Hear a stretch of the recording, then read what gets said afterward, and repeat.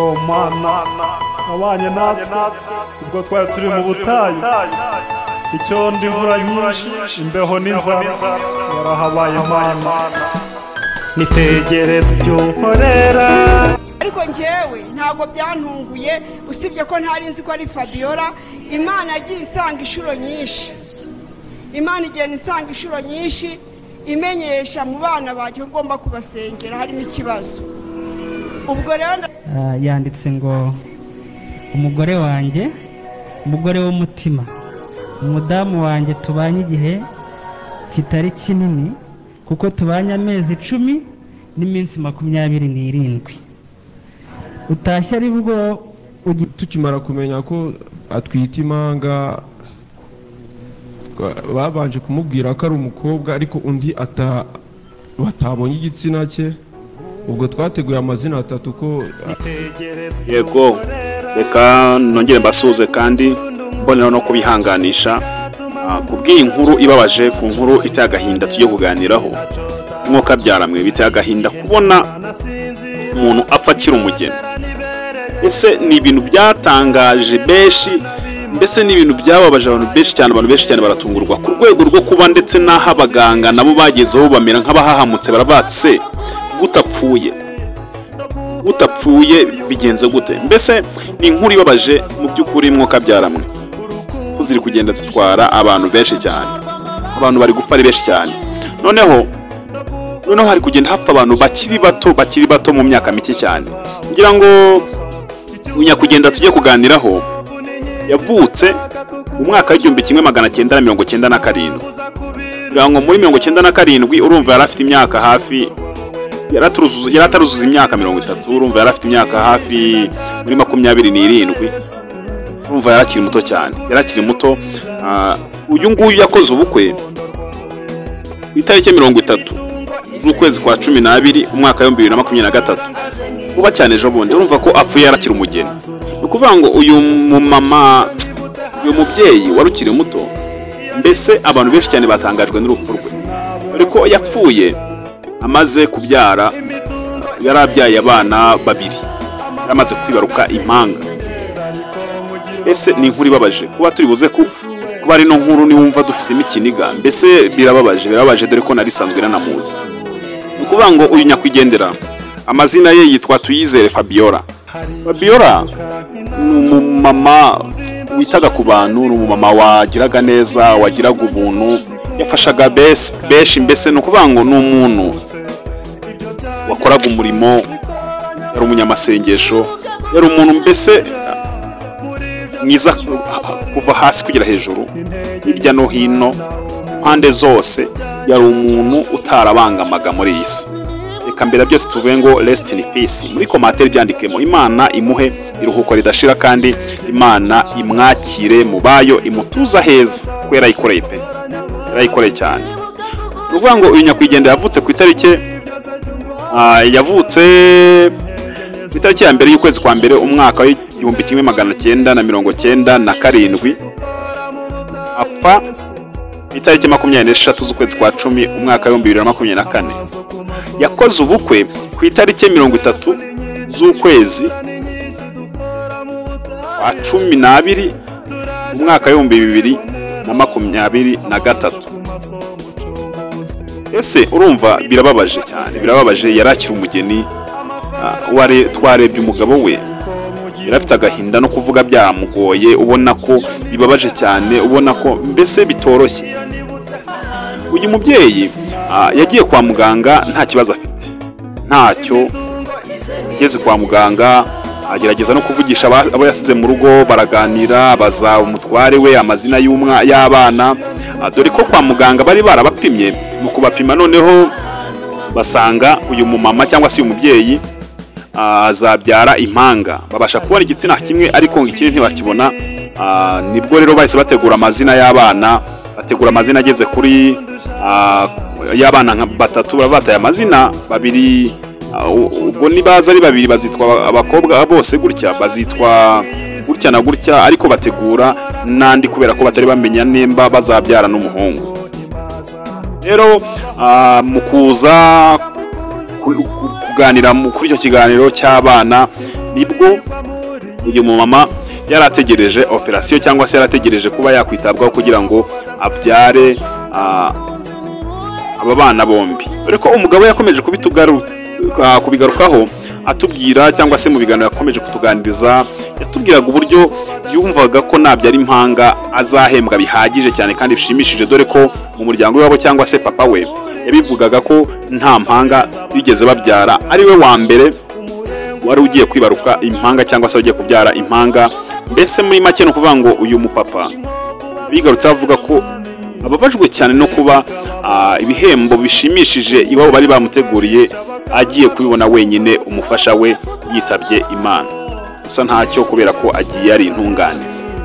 Kuvuga ngo uyu Fabiola ari kwa muganga akomeje kugenda aganiriza abantu benshi, nta kibazo afite, mbese ubona ko nta kintu bitwaye, agiye kwibaruka, ibyishimo ari byinshi cyane.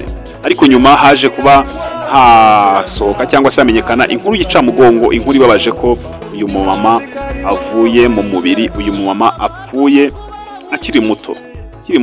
Ngira ngo urumva ubukwe bari bamaranye igihe gito cyane, bari bamaranye igihe gito kubera ko bari bamaranye amezi ageze ku 10 n'iminsi 27.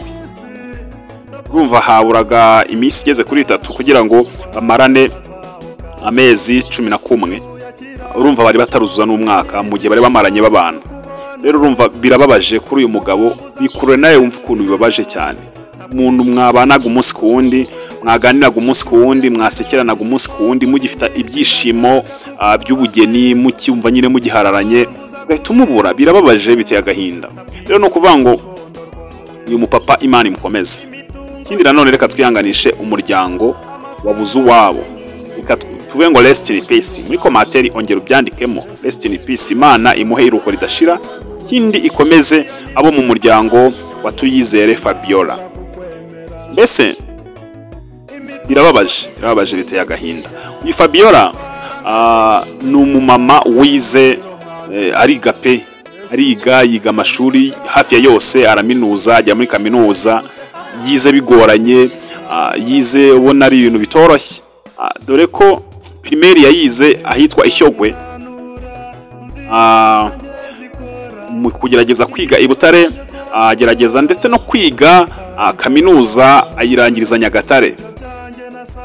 Uyu mumama yavukiye i Muhanga. Uyu mumama mbese ukabyaramwe, uva arakiri muto, asoje kwiga vuba ahita yishakira umugabo.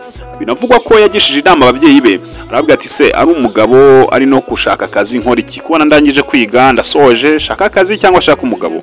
Aravuga ngo amahitamo na yawe, kubera ko yakundanaga n'umugabo we, ahitamo gukora ubukwe. Bakoze ubukwe rwose, barabana, bamera neza, urugo rugenda neza, imiryango irabasura.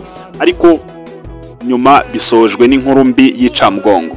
Urumva ko uyu mugabo birababaje cyane rwose, mumuwe hafi, tugerageze kumukomeza mu magambo meza ndetse no kumuhumuriza, kubera ko biragoye kwiyakira muri buno buryo.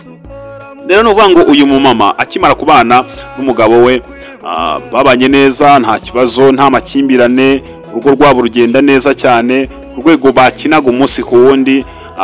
Umudamu amaze gusama akomeza gusigasira abana. Nyuma rero mu kwitegura kubyara abana, dore ko yabyaye impanga, mu kwitegura kuba yaza kubyara abana, nibwo umugabo we yateguye buri kimwe cyose kugira ngo yitegure umubyeyi ndetse n'abana. Gusa inkuru yabaye mbi cyane, ibica mugongo, aho yakiriye abana ariko ntiyakira umufasha we, umugore we. Biza kurangira apfuye. Ngira ngo byari ibintu bigoye cyane, ni ibintu bibabaje kumva umumama apfuye agasiga abana babiri b'impanga. Bitaho urumva ukuntu bigoye, urumva ko naho Imana gusa abana b'impinja bakiri bato bakivuka, umubyeyi agahita apfa. Mbese urumva ni urugamba rukomeye cyane rutoroshye. Nyakwigendera rero reka Imana imuhe irugo ridashira kandi mutuza heza. Uyu mumama habuze umuntu n'umwe amuvuga nabi, bose bagerageje kumuvuga neza. Mbese no umuntu wabaniye abantu bose, nta kintu yaratwaye muri society. Gusa Imana yamukunze kuturusha, Imana ihitamo kuvuga ati reka mucyure. Rero no vuga ngo uyu mama yamaze kubyara, akimara kubyara abana b'impanga. Dore ko uyu mupapa yabyishimiye cyane, avuga ati umubyeyi yabyaye impanga. Akimara kumenya iyo nkuru rero nibwo yahise yakira indi nkuru mbi, bavuga ko umumama wabyaye bano bana cyangwa se umudamu we, umufasha we, atabashije kubaho, yitabye Imana, apfuye. Kubyakira biragorana cyane, biragorana mbese abantu bose bamuba hafi kubera depression yahise izamuka ijya hejuru cyane.